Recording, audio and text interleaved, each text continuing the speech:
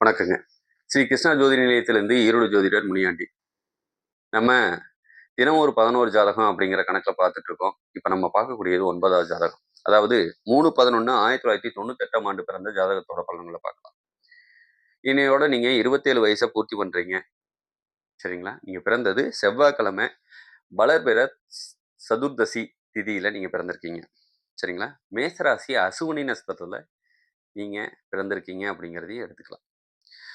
சு, சே, சோ, சா இந்த பெயர் நாமம் கொண்டவங்களுக்கும் இந்த பலன், அதாவது மேசராசி அசுவினி நட்சத்திரம் உங்களுக்கு பலனை கொடுக்கும் அப்படிங்கிறதையும் நம்ம சொல்லிக்கலாம். உங்களுக்கு உண்டான குபேர புள்ளி அப்படின்னு பார்த்தீங்கன்னா, அசுவினி நட்சத்திரம் அதுவும் மேசராசி தான்.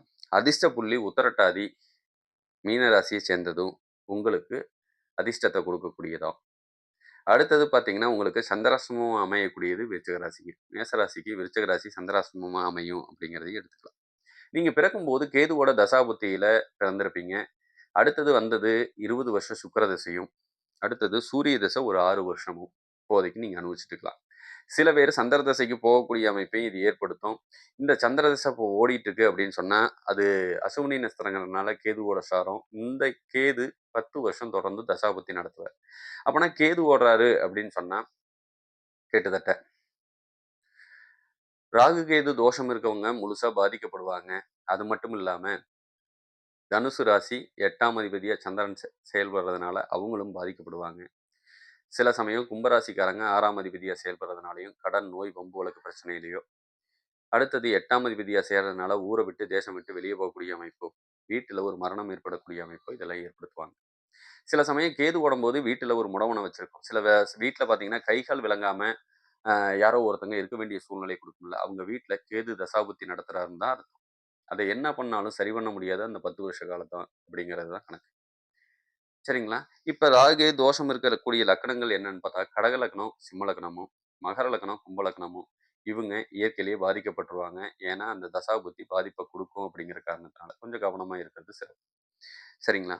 வேற இந்த நாடி முறைப்படி எப்படி இருக்கு அப்படின்னா, இடது கண் பாதிக்கப்படக்கூடிய சூழ்நிலையும், வண்டி வாகனம் வச்சு தொழில் பண்றது, கம்ப்யூட்டர் சம்மந்தப்பட்ட தொழில் பண்றது, எலக்ட்ரீஷியன் சம்மந்தப்பட்ட வேலை, கட்டட சம்மந்தப்பட்ட வேலையும், கட்டட பொருட்கள் வாங்கி வித்தாலும், நிலம் சம்மந்தப்பட்டது வாங்கி வித்தாலும் உங்களுக்கெல்லாம் நல்ல லாபங்க.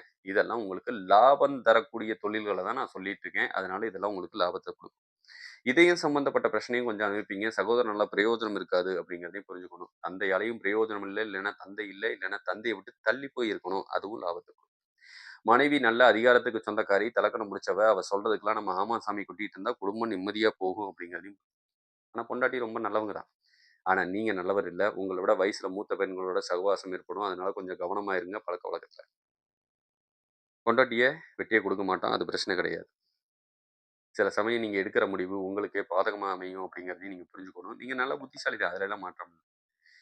இதே ஒரு பெண் பிள்ளை ஜாதகமா இருந்ததுன்னா, என்ன பலன்லாம் குடுக்கும் அப்படின்னு பார்த்தோம்னா, நீங்க ரொம்ப நல்லவங்க தான். தலக்கணம் உங்களுக்கு எப்பயுமே இருக்கும்.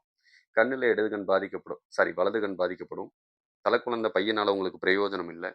சில சமயம் பார்த்தீங்க அப்படி சொன்னோம்னா, கணவனால பிரயோஜனம் இல்ல, இல்லன்னா சகோதரனால பிரயோஜனம் இல்ல. யாரோ ஒருத்தங்க தான் உங்களுக்கு பயன்படுவாங்க அப்படிங்கிறதையும் புரிஞ்சுக்கணும். மாமனார், மாமியாரோட சேர்ந்து வாழக்கூடிய யோகம் சுத்தமாவே கிடையாதுங்க. பீரியட் சம்மந்தப்பட்ட பிரச்சனை, வயித்து வலி சம்மந்தப்பட்ட கோளாறுகளையும் ஏற்படுத்தும். சில பேர் அரசு சம்மந்தப்பட்ட வேலையில உட்கார்ந்திருந்தா நல்ல லாபம். இந்த தேதியில பிறந்தவங்க சில பேர் பார்த்தீங்கன்னா, மெடிசின் துறையில ஹார்ட் ஸ்பெஷலிஸ்ட்டா இருப்பாங்க. அதுக்கும் நல்ல லாபத்த குடுக்கக்கூடியது. சில பேரு என்ஜினியரிங் சம்மந்தப்பட்டதுல ஐடி சம்மந்தப்பட்ட செக்டார்ல அவங்க வீட்லயே இருந்து வேலை செய்யக்கூடிய அமைப்பு இது ஏற்படுத்தும். இதெல்லாம் தான் இருக்கக்கூடிய அமைப்புங்க. வேற இந்த ஜாதக ரீதியா ஏதாவது தகவல் தேவைப்பட்டா, ஸ்ரீ கிருஷ்ணா ஜோதி நிலையத்தை அணுகுங்கள். இது கோச்சாரப்படி ஏதாவது இப்போதைக்கு பலன் இருக்கா அப்படின்னா, வண்டி வாகனம் வாங்கணும்னு நினைச்சீங்கன்னா தாராளமா வாங்கலாம். இல்ல கட்டி வச்சிருக்க வீட்ட எங்க பேருக்கு மாத்தணும் அப்படின்னா, தாராளமா இப்போதைக்கு செய்யலாம். இதெல்லாம் உங்களுக்கு லாபத்துல இருக்கு. வேற ஏதாவது தகவல் தேவைப்பட்டா, ஸ்ரீ கிருஷ்ணா ஜோதி நிலையத்தை அணுகவும். வாழ்க வளமுடன். நன்றி.